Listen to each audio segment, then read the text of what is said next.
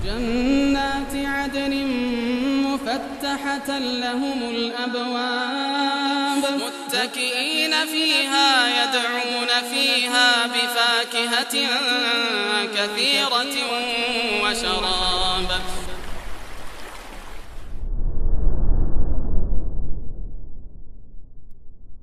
Yaumil akhir, beriman kepada hari akhir. Hari akhir adalah hari kiamat, yang di hari itu seluruh manusia dibangkitkan untuk dihisab dan diberi balasan.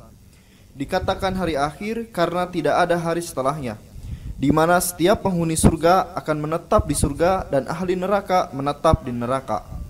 Beriman kepada hari akhir mengandung 4 unsur. Pertama, beriman kepada hari kebangkitan, yaitu saat dihidupkannya orang-orang mati tatkala sasangkala kedua ditiup. Seluruh manusia bangkit menghadap Allah tanpa alas kaki, tanpa mengenakan pakaian, serta tidak berkhitan.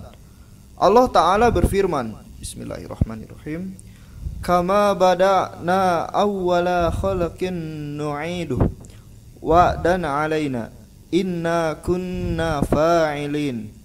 Sebagaimana kami telah memulai penciptaan pertama, begitulah kami mengulanginya. Itulah suatu janji yang pasti kami tepati. Sesungguhnya kamilah yang akan melaksanakannya. Al-Anbiya ayat 104. Baik. Hari kebangkitan, fadhal. Hari kebangkitan benar adanya berdasarkan dalil-dalil dari Al-Quran dan As-Sunnah serta ijtima kaum muslimin. Ijma kaum muslimin. Baik. Ya, cukup, syukran. Beriman kepada hari akhir ini di antara asas iman. Hari akhir yaitu hari kiamat, yang di hari itu seluruh manusia dibangkitkan untuk mempertanggungjawabkan amalannya dan akan diberi balasan. Dikatakan hari akhir karena tidak ada hari lagi setelahnya. Maksudnya tidak ada fase setelahnya. Ini fase terakhir. Fase terakhir menuju surga atau neraka. Udah, habis itu abadi. Jadi setiap penghuni surga menetap di surga abadi. Setiap penghuni neraka menetap di neraka abadi, yaitu orang kafir. Kecuali yang beriman masuk neraka dengan sebab maksiat dan tidak diampuni oleh Allah, maka pada waktunya akan dikembalikan ke surga dan abadi di surga. Nah, perhatikan di sini beriman kepada hari akhir, agar tertib ya pikiran kita tentang iman yang satu ini. Mengandung 4 unsur. Unsur pertama, Yaumul Ba'ats, beriman kepada hari kebangkitan. Bangkit dari kubur, bangkit dari alam barzakh menuju ke alam akhirat. Saat dihidupkannya orang-orang mati tatkala sangkakala kedua ditiup. Jadi sangkakala 2 kali tiupan. Tiupan pertama untuk menghancurkan semesta dan mematikan manusia yang tersisa. Sangkakala yang kedua untuk membangkitkan semua manusia tanpa kecuali. Ya. Saya pembahasan tentang hari akhir ya teman-teman sekalian. Kita mungkin masih muda, masih nggak begitu berpikir tentang hari akhir. Tapi coba ketika kita udah mulai punya penyakit, ya udah mulai sesak, udah mulai nggak enak badan, udah mulai kena ini kena itu. Mulai di situ berpikir, ini hidup aja udah kayak gini, gimana nanti hari akhir? Kan gitu. Iya, makanya orang-orang yang udah mulai banyak memikirkan akhirat, ya yang sudah berusia. Karena apalagi gitu loh. Sampai kulit aja menunjukkan kurang maunya dia untuk tinggal di dunia lagi gitu loh. Manusia itu semakin tua semakin keriput, dan itu tanda-tanda dalam artian teguran dan nasihat dari Allah. Tapi bukan berarti yang muda ya masih gres ya masih enak gitu, masih bagus kulitnya atau gimana. Bukan berarti kemudian tidak memikirkan akhirat. Ya. Waalaikumsalam warahmatullahi. Nah, seluruh manusia bangkit menghadap Allah tanpa alas kaki, tanpa mengenakan pakaian serta tidak berkhitan.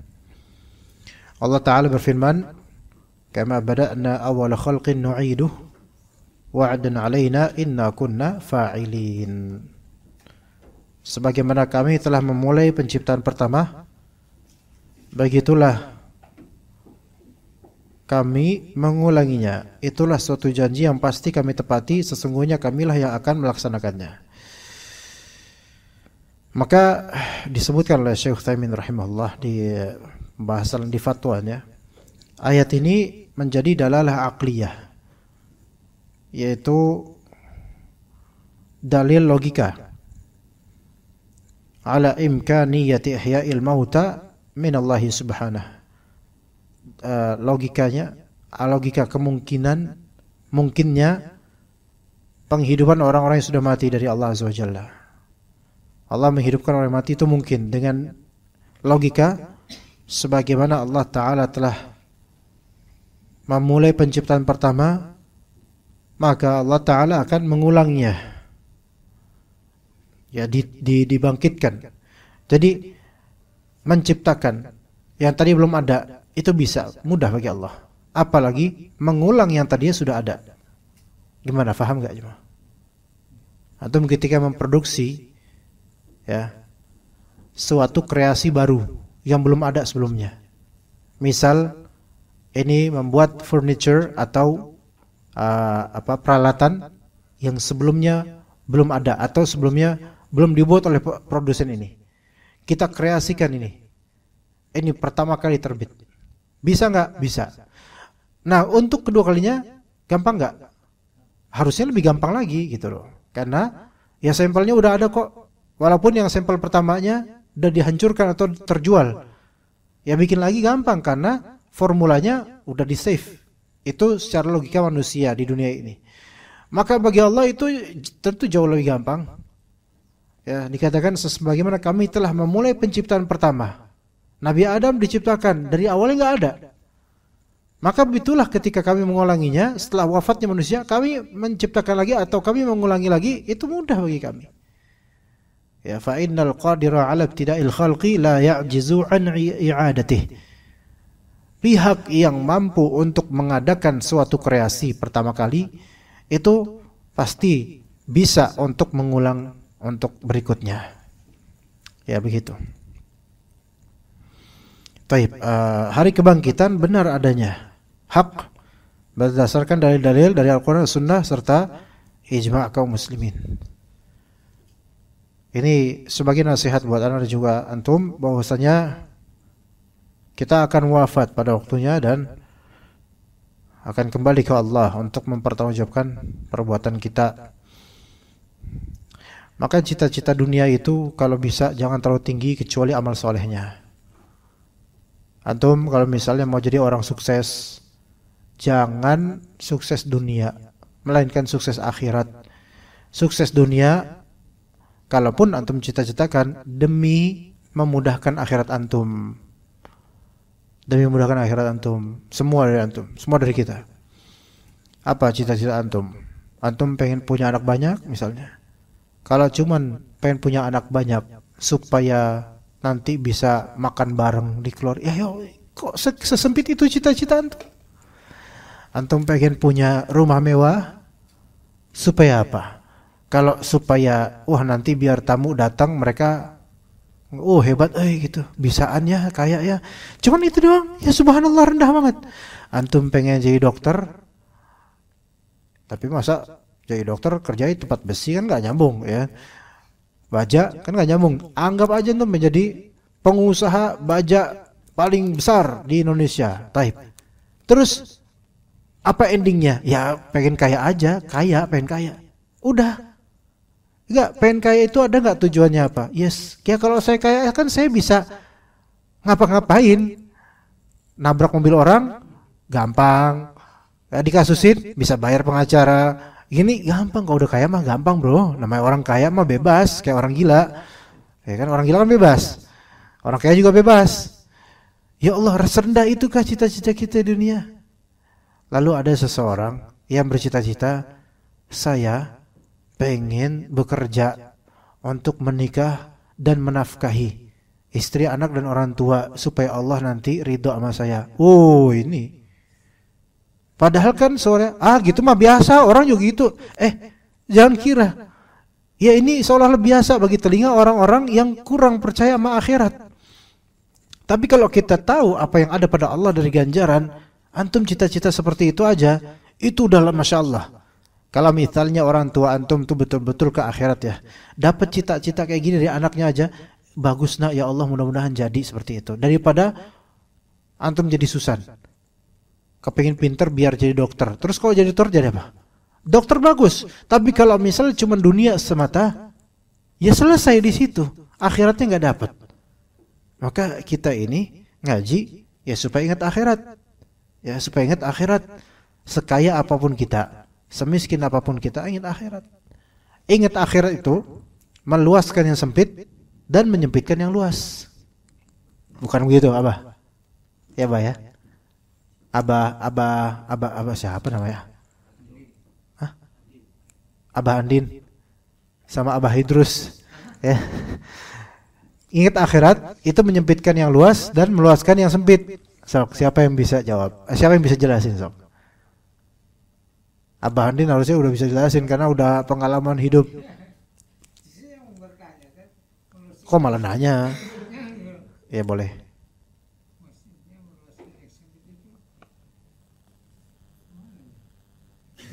Iya kayak gitu. Siapa yang menjawab? Sok.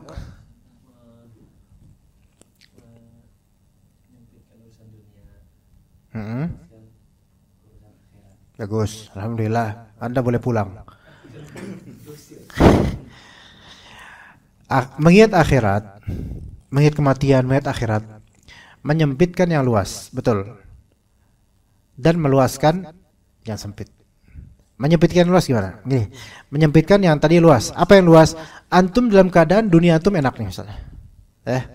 Ketika antum ingat mati, antum akan melihat seenak apapun dunia yang sekarang antum pegang, ada nggak nanti pas mati? Gak ada. Selesai urusan. Semua harta yang antum tabung itu bukan milik antum nanti. Ahli waris. Ya kan?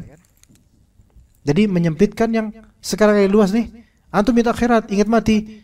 Jadi terasa kecil ini harta dibandingkan dengan akhirat. Karena harta ini selesai nanti kalau saya mati. Yang ada akhirat dengan pahalanya, pertanggungjawabannya, dosa yang ditanggung dan seterusnya. Oh, luas banget urusan. Jadi menyempitkan yang luas dari dunia. Dan mengingat kematian atau akhirat, meluaskan yang sempit bagi orang yang sedang sempit hidupnya. Orang yang nasibnya qadarullah sedang tidak baik. Kayak orang yang sedih, coba gimana kalau dia sedih terus ingat akhirat, akan terhibur. Karena apa? Apa yang ada pada Allah di akhirat jauh lebih luas, sehingga dia menatap janji Allah. Dan seseorang ketika lagi diuji, lagi susah, kemudian dia mengingat Allah Ta'ala dengan segala karunia dan kemurahannya di akhirat, maka dunia ini kecil buat dia. Ya nggak apa-apa lah, saya nggak dikasih sekarang, tapi Allah janjinya itu pasti. Jadi kan luas hatinya, luas, gitu. Jadi mengkerdilkan dunia, mengingat mati itu mengkerdilkan dunia yang tadinya luas jadi kerdil, dan mengingat mati bisa meluaskan ya pemahaman tentang akhirat walaupun dunianya sempit, begitu. Kayak ingat akhirat. Itu pasti terjadi pada kita semua tanpa kecuali. Nggak ada diri kita bebas dari adanya akhirat pada diri kita. Semua pasti mati dan akan bangkit nanti di hari akhir.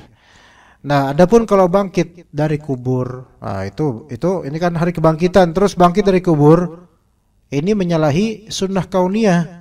Nggak ada yang seperti itu. Yang ada setan atau jin.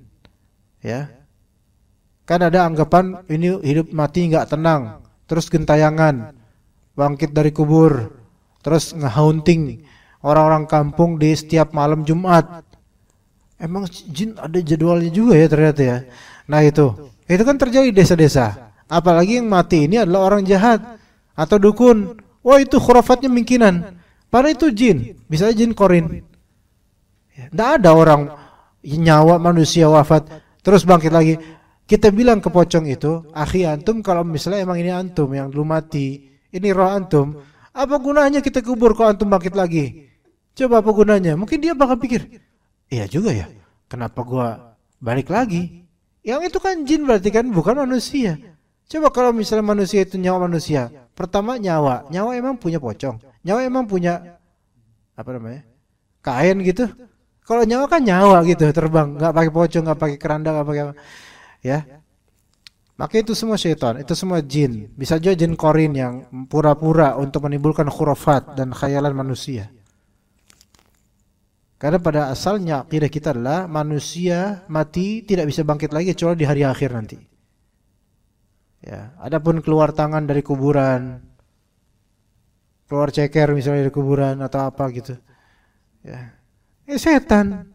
Tapi setan kok bisa gitu? Ya nggak tahu, tanya setannya, saya juga nggak tahu. Tapi kok gitu, mirip banget dong, ya nggak tahu. Mungkin ada copycatnya atau gimana, nggak tahu. Namanya setan menggoda manusia untuk membuat akidah manusia itu hancur terhadap hari akhir, hari kebangkitan ini. Ya. Baik, kemudian lanjut Allah Ta'ala berfirman. Allah Ta'ala berfirman, "Summa innakum ba'da zalika lamayyitun, summa innakum yaumal qiyamati tub'atsun." Kemudian sesudah itu sesungguhnya kamu sekalian benar-benar akan mati. Kemudian kamu sekalian benar-benar akan dibangkitkan dari kuburmu di hari kiamat. Al-Mu'minun 15:16. Ya, sampai situ. Di ayat ini Al-Mu'minun 15:16 kata Allah Azza wa Jalla, "Tsumma innakum ba'da dzalika lamayitun." Ini setelah Allah Ta'ala jelaskan proses pembentukan manusia. Proses pembentukan manusia dimulai dari ayat 12 ya sampai 14. Walaqad khalaqnal insana min sulalatin min tin. Kami telah menciptakan manusia dari bagian apa? Tin, yaitu tanah liat. Itu Nabi Adam alaihissalam. Tsumma ja'alnahu nutfatan fi qararin makin. Nah, kemudian penciptaan setelah Nabi Adam, manusia berikutnya setelah Nabi Adam dan Hawa, kami jadikan air mani fi qararin makin. Di qarar yaitu tempat yang qarar, tempat yang menetap dan kuat. Subhanallah.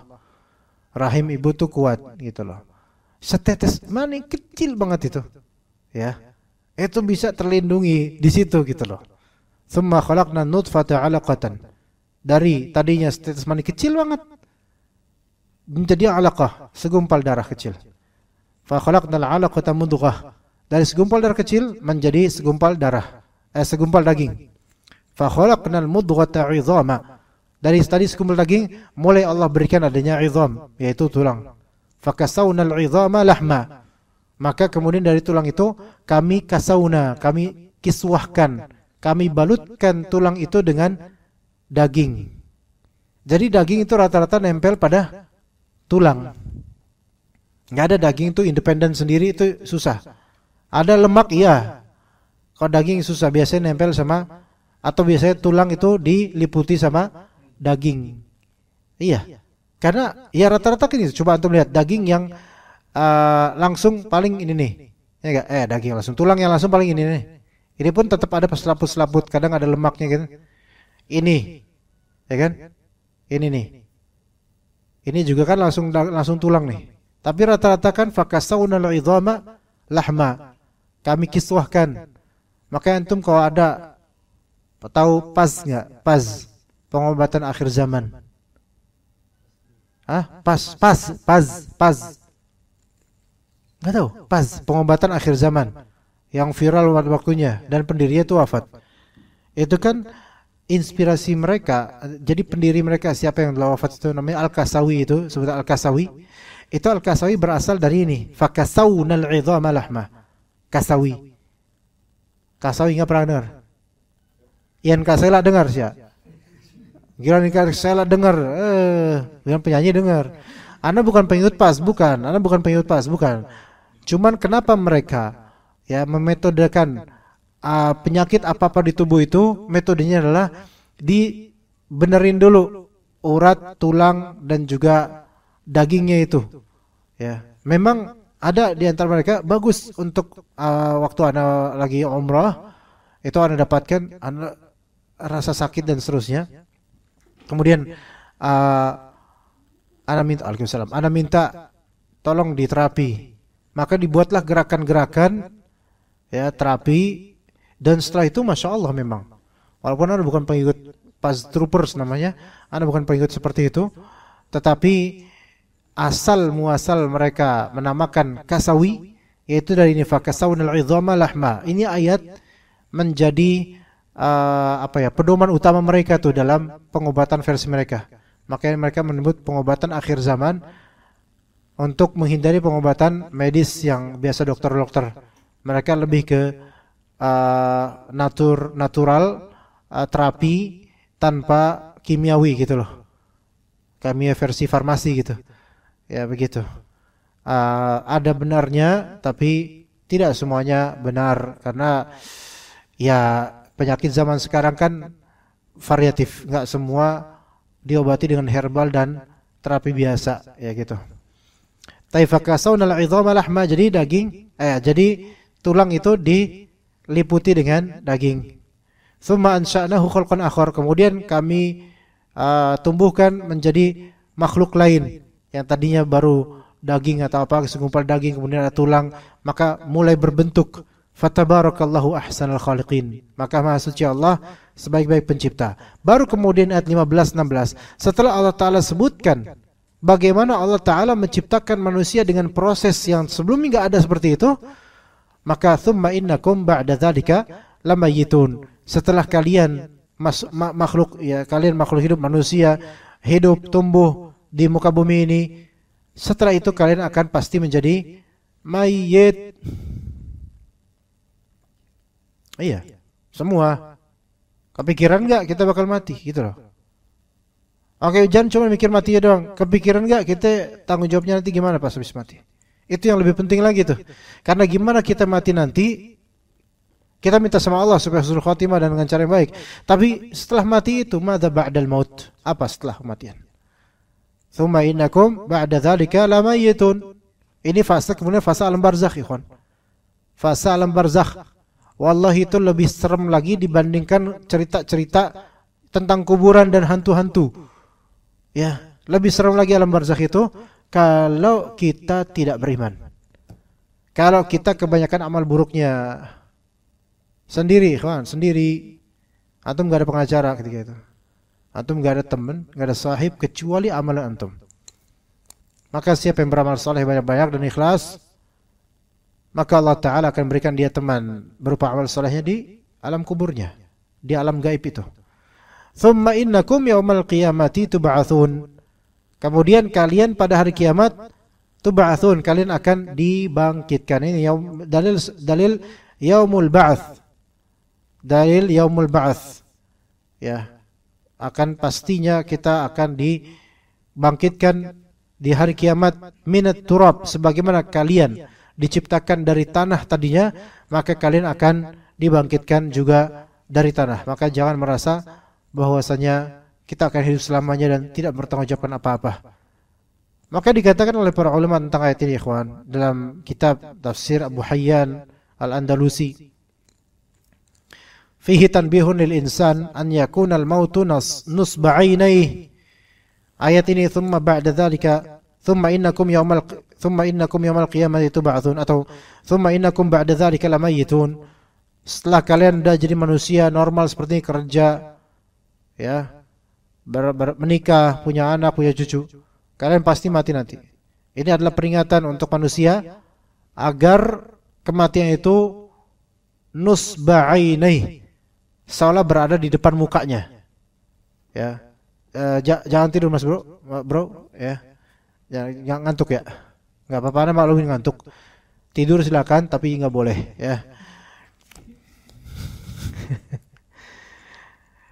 Anda paham antum capek, kalau paham antum capek. Anda juga capek. Kita semua capek. Cuman ayo ini tentang masa depan kita. Spare your time. Sisakan waktu sedikit lah buat dengerin Anda, karena ini masalah yang sangat baik untuk kita ingat. Hendaknya kita berintibah, waspada, dan menjadikan kematian itu nusba'ainai, menjadikan kematian itu tertancap di pandangan mata gitu loh. Wala yaghfalu an taraqqubih, dan jangan lalai akan kedatangan atau akan muraqabahnya kematian ini, yaitu kematian seolah memantau kita gitu loh. Jangan lalai karena kematian seolah memantau kita. Fa inna ma'alahu ilaih, sesungguhnya tempat kembali manusia itu adalah kematian. Li'anna al-insana fil hayati dunya yas'a fi ghayat as-sa'i fiha ghayat as-sa'i wa yakiddu wa yajma' hatta ka'annahu mukhalladun fiha. Manusia di kehidupan dunia itu berusaha berjuang dengan sekerat tenaga dan menjamak menumpuk dunia seolah-olah dia merasa dia akan abadi di dunia ini selamanya. Maka ketika dia mendapatkan capeknya ngejar dunia, bertumpuknya harta, maka Allah Subhanahu wa taala memberikan tanbih dan peringatan untuk mengingat kematian. Liuqsir, agar dia itu memotong harapan dunianya. Waliya'lama anna akhirahu ilal fana, dan hendaklah dia ilmui bahwasanya akhiran dia itu kefanaan, yaitu akhiran dia adalah kehilangan. Faya'mal lidalil baqa, maka hendaklah dia setelah ingat kematian beramal untuk negeri abadi, yaitu akhirat, surga Allah Azza wa Jalla. Ya, itu peringatan buat ana dan juga antum, ikhwan. Ya. Baik, kemudian fadhal Nabi SAW bersabda. Nabi sallallahu alaihi wasallam bersabda, "Yuhsyarun nasu yaumal qiyamati hufatan gurla." Manusia akan dikumpulkan di hari kiamat tanpa alas kaki dan tidak berkhitan. Muttafaq alaih. Jazakallah khair. Nabi SAW mengingatkan kita bahwasanya setelah kebangkitan ada hari hasyar, yaumul hasyar, hari dikumpulkannya manusia pada hari kiamat dalam keadaan hufat, ghurla, dalam keadaan tanpa alas kaki. Hufat, tanpa alas kaki, nyeker. Dan ghurla, tidak berkhitan. Taib. Bahkan telanjang, aurat, ya telanjang, nggak pakai benang selai pun. Dan Aisyah bertanya ketika itu, apakah kita tidak saling melihat? Maka kata Nabi SAW, urusannya ketika itu lebih dari hal-hal itu. Nggak ada orang kepikiran hubungan biologis lagi, kholas nggak ada. Nggak kepikiran, subhanallah. Kalau di dunia kita karena merasa aman masih kepikiran. Yang berpakaian aja kita langsung mikir macam-macam, ya. Tapi di akhirat ketika dibangkitkan, orang sudah nggak pada berpakaian, kita udah nggak bisa kepikiran tentang hubungan seksual atau nggak ada pikiran kayak gitu, nggak ada. Kenapa? Likulli imri'in minhum yawma idzin sya'nu yughni. Setiap dari insan ketika itu ada urusan yang dia udah nggak bisa ngurus orang lain, khalas. Coba ikhwan, sekarang antum mungkin bukan orang kaya, antum urus diri antum urus keluarga antum urus orang yang antum nafkahi, orang tua, kalau punya istri, anak, antum urus orang, antum bantu orang, supaya di akhirat kita dibantu sama Allah Azza wa Jalla. Kita tuh hidup kan nggak sendiri. Kalau kita ngurusin orang karena wajib atau sunnah, itu akan menjadi ladang buat akhirat nanti, supaya kita diurus dan dibantu oleh Allah Azza wa Jalla. Yang kata Nabi SAW, seorang yang sedekah itu akan berada di naungan sedekahnya di hari kiamat. Seseorang yang sedekah akan berada di naungan sedekahnya di hari kiamat. Ya. Baik, lanjutkan fadhal. Umat Islam sepakat akan terjadinya hari kebangkitan. Ini sejalan dengan hikmah dijadikannya tempat kembali bagi manusia. Di sana mereka diberi balasan atas kewajiban yang dibebankan kepada mereka melalui lisan para rasul. Allah Ta'ala berfirman, "Afahasibtum annama khalaqnakum abasa wa annakum ilaina la turja'un." Maka apakah kamu mengira sesungguhnya kami menciptakan kamu secara main-main saja dan bahwa kamu tidak akan dikembalikan kepada kami? Al-Mu'minun ayat 115.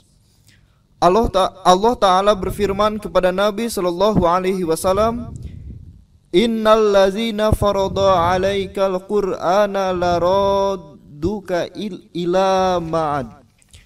Sesungguhnya yang mewajibkan atasmu melaksanakan hukum-hukum Al-Quran benar-benar akan mengembalikan kamu ke tempat kembali. Al-Qasas ayat 85. Taib, kita kaum muslimin sepakat akan terjadinya hari kebangkitan. Sejalan dengan hikmah dijadikannya tempat kembali bagi manusia. Di sana mereka diberi balasan atas kewajiban yang dibebankan pada mereka oleh lisan para rasul. Jadi semua akan ada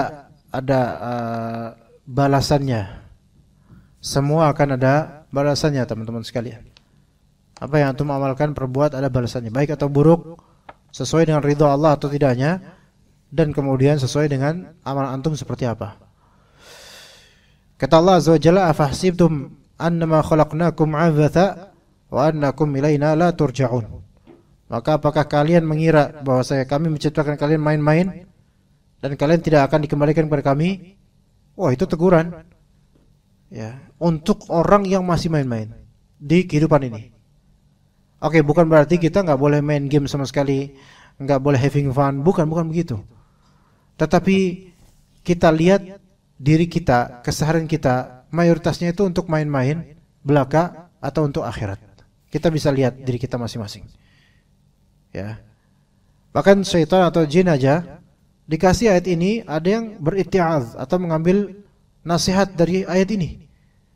Dihikayatkan Syekhul Islam Ibnu Taimiyah rahimahullah, ketika beliau ngeruqyah, beliau baca ayat ini, Al-Mu'minun ayat 115. Afahasibtum annama khalaqnakum 'abatha wa annakum ilaina la turja'un. Itu jin Arab yang masuk ke tubuh orang ini. Maka jin itu kemudian bertaubat dan pergi karena faham ayat ini.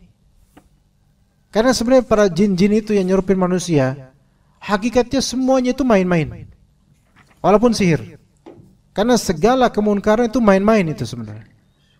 Ada jin memang murni main-main karena iseng, ada. Antum ruqyah pakai ayat ini kena apa yang diartikan, dia faham, masuk ke pikirannya insyaallah jin itu. Ayat ini maknanya. Begitu juga kalau misalnya sihir ya. Para dukun itu kan main-main mereka tuh. Para dukun itu main-main. Maka antum kalau misalnya ditantang oleh dukun, antum boleh bilang, antum jangan main-main dengan syariat Allah. Gitu. Gituin, Pak. Ikhwan. Tapi ngomong ke dukun enggak pakai antum kayaknya deh. Ke antum tuh ke orang yang mulia gitu. Ente jangan main-main sama syariat Allah. Karena kadang-kadang dukun itu wafak raja hizibnya itu atau bacaannya pakai ayat yang digabung-gabung. Kamu jangan main-main sama syariat Allah. Dan anak berkali-kali ketika orang kesurupan dan misalnya, anak bilang ke jinnya, atau kalau ini jin adalah utusan dari dukun atau bawaan dari dukun, bilang, kalian jangan main-main. Ingat, jangan main-main di sini maksudnya jangan main-main sama agama Allah. Jangan main-main sama kehidupan dunia, bukan jangan main-main sama saya.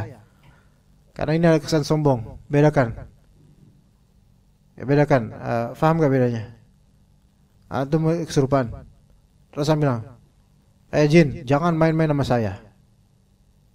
Ya, itu satu. Beda kasus, antum kesurupan. Ana bilang ke jinnya, jin, jangan main-main sama agama Allah. Dua hal yang beda gak kira-kira? Yang pertama ada sisi apa, ikhwan? Ujub. Dan itu yang diinginkan oleh syaitan. Dan banyak peruqyah yang seperti ini. Bukan peruqyah ya pendekar atau apa gitu. Jangan main-main sama saya. Emang kenapa sama kamu gitu kan ya? Punya kesaktian. Ya, gitu. Boleh Pak, Abah coba kesurupan dulu sebentar. Jangan main-main kamu sama saya. Ini kan berarti si manusia yang ngomong kayak gitu, jangan main sama saya, ini merasa bahwasanya dirinya tuh punya power gitu loh. Nah, boleh jadi orang yang kayak gini sebenarnya ada sisi syaitan juga yang menolong dia. Merasa punya backupan syaitan. Ayo jangan main-main sama saya. Loh kenapa? Saya juga ada kok. Sama aja dong kalau gitu, perang setan dong. Ya. Maka Syekhul Islam Ibnu Taimiyah pakai ayat ini, apakah kalian mengira supaya kami menciptakan kalian secara main-main? Kalian dibuat main, kalian tuh emang tujuan hidup main-main gitu? Allah Ta'ala suruh kalian supaya main-main? Jangan kalian main-main sama Allah. Jangan kalian main-main sama agama Allah. Jangan main-main sama kehidupan ini. Karena apa? Annakum ilaina la turja'un. Karena apakah kalian mengira bahwa kalian tidak akan kembali kepada kami? Artinya kalian melakukan hal seperti ini, santet, sihir, teluh, gendam dan semisalnya, ini semua permainan. Ini semua permainan yang tidak bermanfaat dunia dan merugikan akhirat semua pelakunya. Maka ini semua wallahi main-main. Maka apakah kalian mau main-main sama Allah dengan hal-hal seperti ini? Gitu.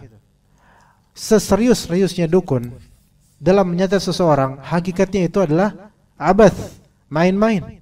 Main-main. Enggak serius untuk akhirat, enggak takut sama Allah. Maka siapa yang enggak takut sama Allah, maka akan Allah jadikan dia akan ketakutan kepada siapapun. Barang siapa yang tidak takut sama Allah, maka Allah akan jadikan dia takut pada siapapun. Dan barang siapa yang takut hanya pada Allah, maka Allah akan jadikan dia hanya takut sama Allah. Ngerti enggak kira-kira? Barang siapa yang tidak takut sama Allah, maka Allah akan jadikan dia takut dengan siapapun. Kalau antum gak takut sama Allah, maka tanpa antum sadar sebenarnya antum takut sama siapapun. Karena banyak dosanya. Orang kalau banyak dosa, itu sebenarnya banyak ketakutan. Beneran. Jangan kira orang banyak dosa tuh enak gitu hidup. Enggak. Kalau antum melihat hidupnya kayak enggak ada dosa, enak aja, itu karena ketampaknya. Hatinya itu liar, enggak aman, insecure kemana-mana. Coba yang sekarang dari artis atau penyanyi Bollywood, rapper Bollywood, ya, tahu gak yang lagi booming sekarang? Mbak Didi Suhardi, hah? Ya kan, Pak Didi, ya kan? Iya, Pak Dining, Mbak Dining, ya. Itu kan dari tahun puluhan tahun, 20 tahun lebih lalu itu kan udah melakukan kejahatan, crime. Ya. Mungkin merasa aman. Ya. Tapi apakah dia selalu berusaha untuk menyembunyikan dosanya saja 20-an lebih tahun lebih? Pasti berusaha menyembunyikan dosanya. Semua orang akan menyembunyikan dosanya dan mereka kerepotan dengan dosa-dosanya itu. Kalau antum punya kesalahan, antum pasti menyembunyikan kesalahan antum dan antum terepotkan dengan itu, ya enggak? Karenanya itulah antum takut sama semua orang.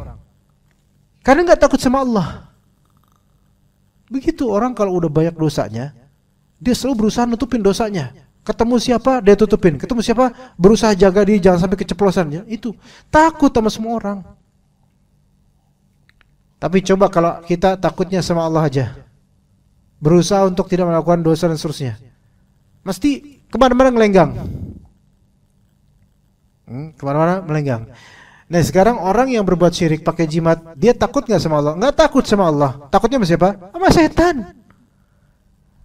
Makanya ketika bawa jimat ke tempat sepi, ketika bawa jimat ke kuburan, ketika bawa jimat ke gunung untuk tameng, untuk penjagaan, justru dia ketakutan. Malah ketakutan. Bukan begitu Abah ya? Nggak juga ya? Nah, ya saya kok jin, Abah nggak tidur, makanya anak sengaja ngomongin tentang jin. Pak ya. Kadang tersinggung jin ya. Ya ngeles bisa, Masya Allah. Pintar. Ya emang semua jin korin ada, semuanya jin korin ada Abah. Kita semua ada jin korin, yang kita maksud jin ekstra ya, bukan korin. Ya, jadi kalau seseorang ketika tidak takut sama Allah, maka Allah akan buat dia takut sama siapapun. Tadi hidup tuh dirundung ketakutan, dan pada endingnya itu istidraj sampai tiba-tiba boom gitu, menjadi bom waktu, ketakutan paling maksimalnya ketika semua orang mengetahui keburukannya dan aibnya di dunia ataupun di akhirat.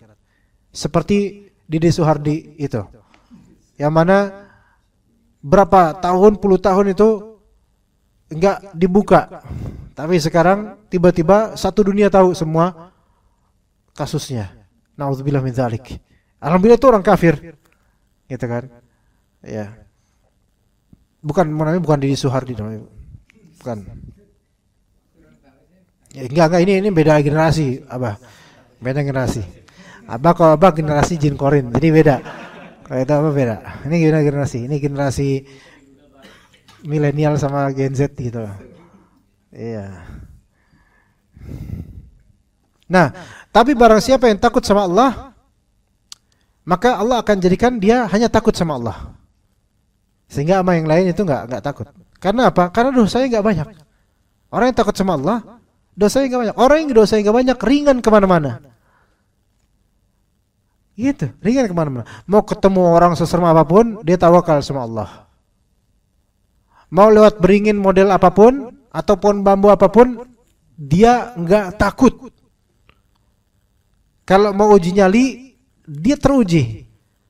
Karena dia hanya takut sama Allah.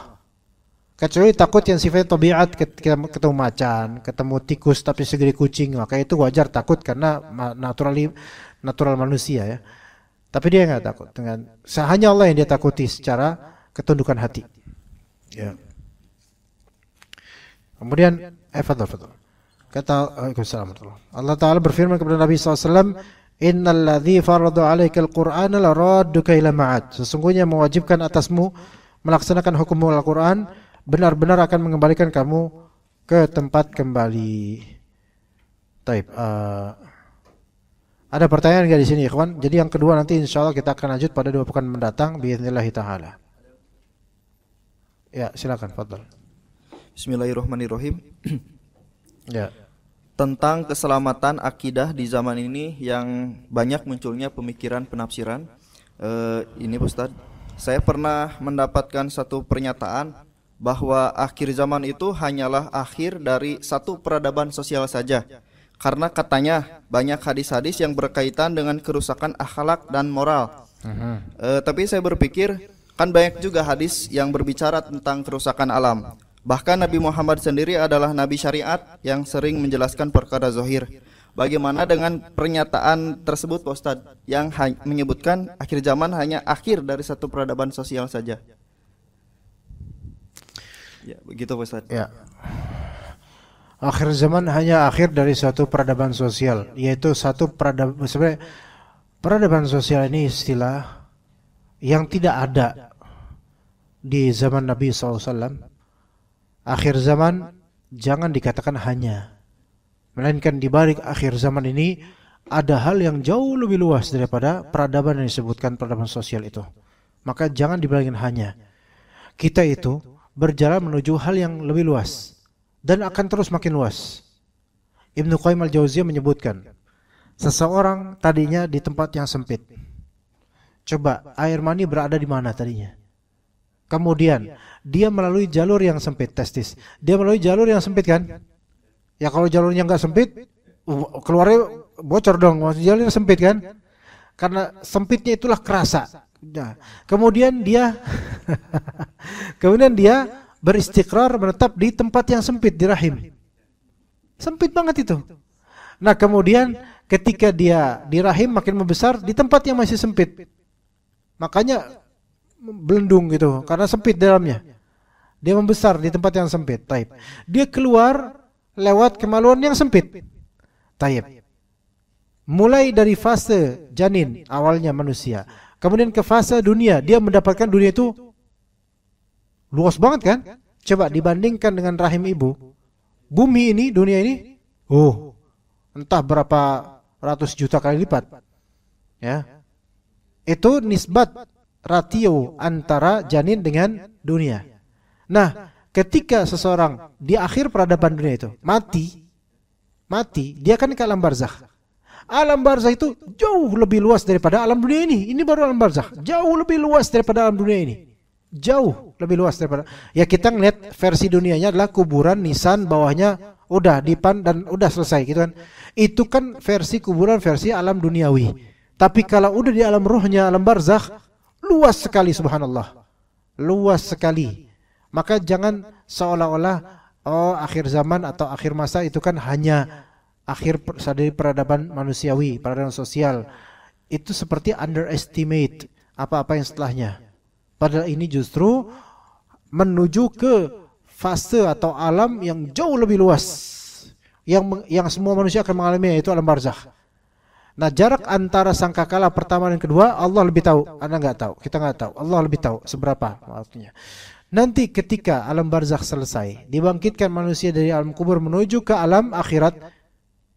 Itu nggak ada apa-apanya dunia ini, nggak ada apa-apanya. Yang kata Allah, kata Nabi SAW, Kalau kamu mau tahu seberapa ratio dan nisbat dunia dan akhirat, itu ibarat kamu masukkan jari telunjuk atau misalnya jari kelingking ke lautan. Segini. Nah, ini dunia nih. Ini akhirat. Kalau antum bilang ini akhir dari peradaban sosial, ini menuju ke peradaban yang tidak bisa dibilang hanya, jauh. Bagaimana bisa antum bilang hanya sementara semua manusia dikumpulkan di padang mahsyar tanpa kecuali? Sekarang kita kalau misalnya kumpul di lapangan buat 17 Agustusan atau apalah, banyak orang crowded. Antum ke GBK misalnya nonton Indonesia lawan Malaysia terutama, itu bisa mencapai 80.000 orang atau crowded. Itu nggak ada apa-apanya wallahi. Kalau dari zaman Nabi Adam sampai akhir manusia dikumpulkan dalam satu lapangan, satu medan, dan yang disebut pada mahsyar atau mauqif. Itu gimana peradaban sosial apa? Udah nggak ada nama istilah peradaban sosial. Orang udah nggak mikir-mikir gitu lagi. Orang semuanya kepikiran dengan apa? Amalan dia, surga atau neraka. Gitu. Nah, akhir zaman ini adalah akhir masa duniawi belaka memang. Tapi itu menuju ke keluasan yang jauh lebih luas. Nggak ada apa-apanya akhir zaman. Nggak ada apa-apanya zaman duniawi ini. Ya seperti itu. Ya, jadi kalimat-kalimat tadi itu hanyalah penjabaran versi modern saja dengan istilah-istilah yang tidak dikenal dalam syariat. Lebih baik hindari penjabaran model kayak gitu. Approaching atau pendekatan, pentakbiran atau pembahasaan versi modern itu kerap kali tidak selamat. Melainkan lebih baik kita kembalikan ke bagaimana deskripsi oleh ulama melalui Al-Quran dan juga hadis Nabi SAW. Bisa diulang coba? Satu pernyataan bahwa akhir zaman itu hanyalah akhir dari satu peradaban sosial saja, dengan dasar bahwa katanya lebih banyak hadis-hadis yang berbicara tentang kerusakan akhlak dan moral daripada hadis-hadis yang berbicara tentang kerusakan alam. Jadi dari dasar hadis-hadis yang banyak tentang kerusakan akhlak dan moral katanya. Ya, kerusakan ma'nawi lebih banyak disebutkan dalam hadis dibandingkan kerusakan materi. Ya. Seolah-olah bahwasanya nggak ada akhir zaman kecuali dia adalah suatu kerusakan moral, sehingga kerusakan alam ini nggak terjadi. Ini orang bicara itu mungkin nggak hafal juz amma, ya, dia nggak hafal idza zulzilatil ardu zilzalaha, ya, wa akhrajal ardu athqalaha. Bumi kalau ini mikir, coba ini orang mikir, mungkin sedang nggak punya pikiran ketika nulis itu. Bumi, ya, bumi zulzilat, apa zulzilat? Digoncangin, bro. Bumi nggak digoncangin aja, ente udah panik, ya kan? Jangan kan bumi goncang, busway tiba-tiba rem mendadak aja udah astagfirullah Allahu akbar kayak mau mati. Itu baru busway loh. Sekarang kalau busway antum di dalamnya, antum digoncang, tuh busway digoncang, paniknya minta ampun. Ya, artinya ada ayat-ayat yang menunjukkan kerusakan alam yang mana ini sifatnya masif, global dan seluruh utuh. Yang itu udah nggak membutuhkan rincian yang terlalu banyak.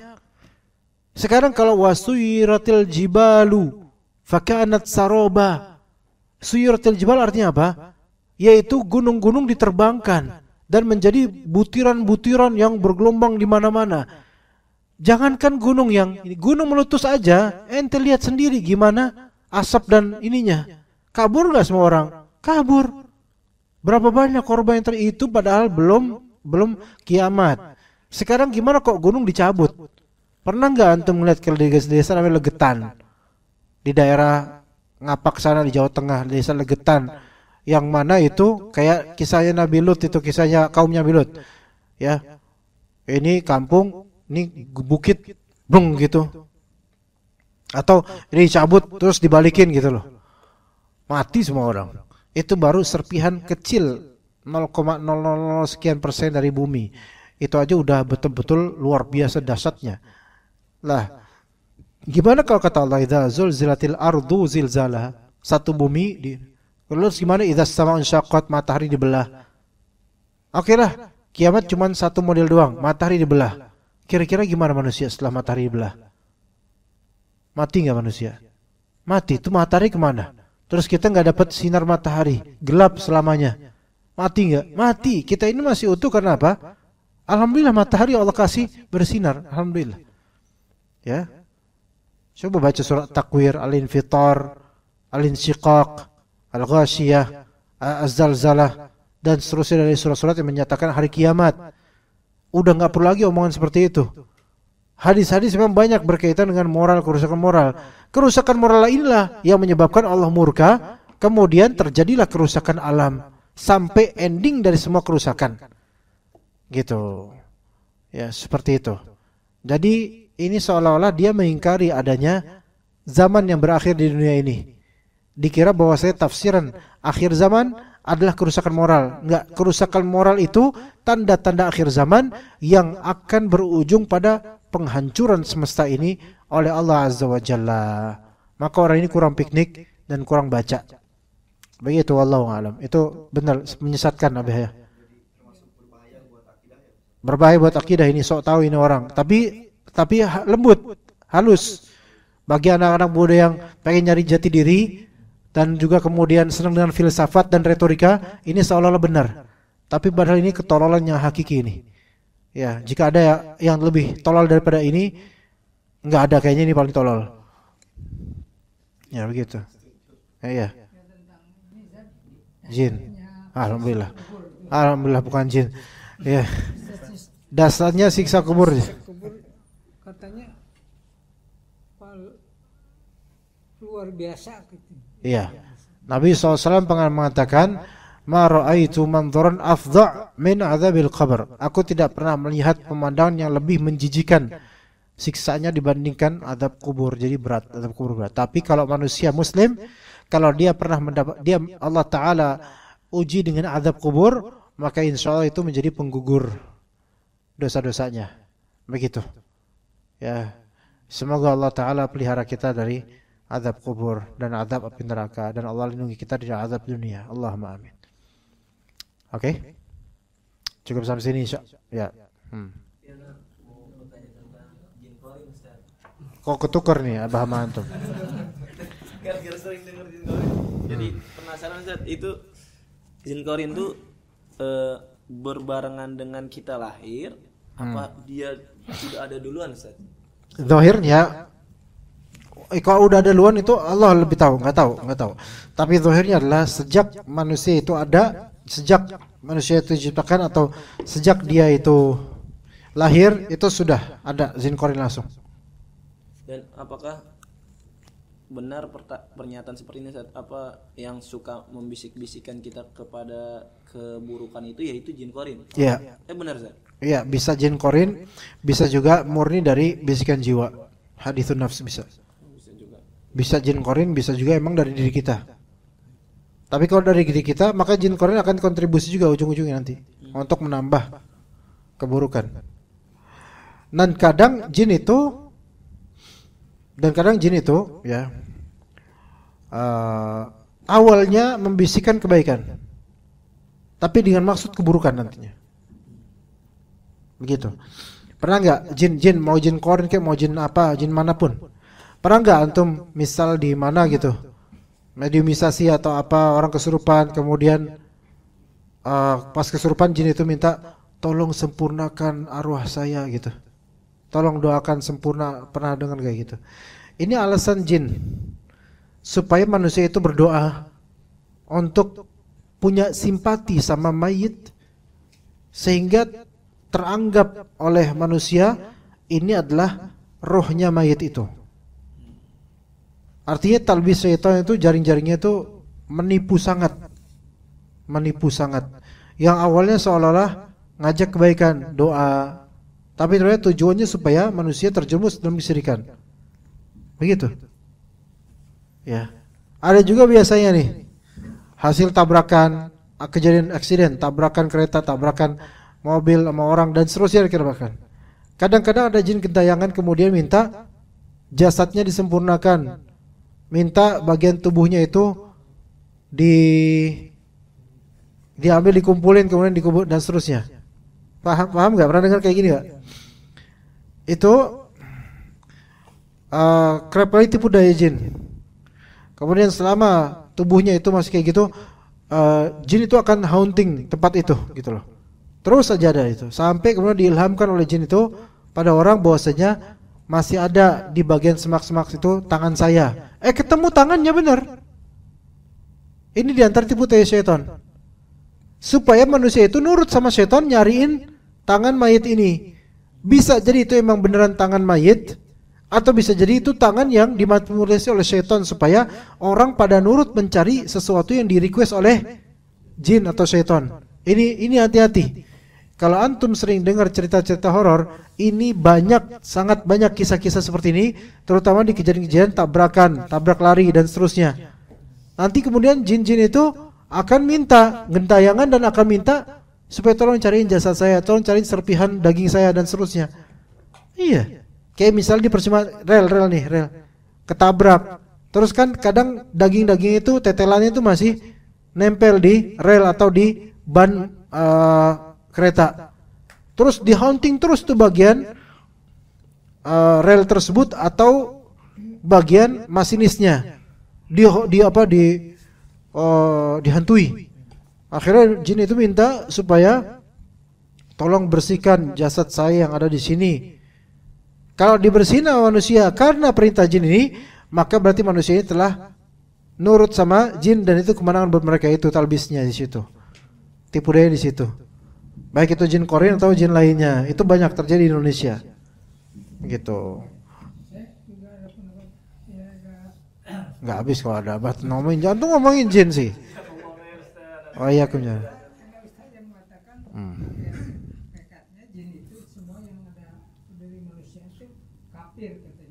Iya.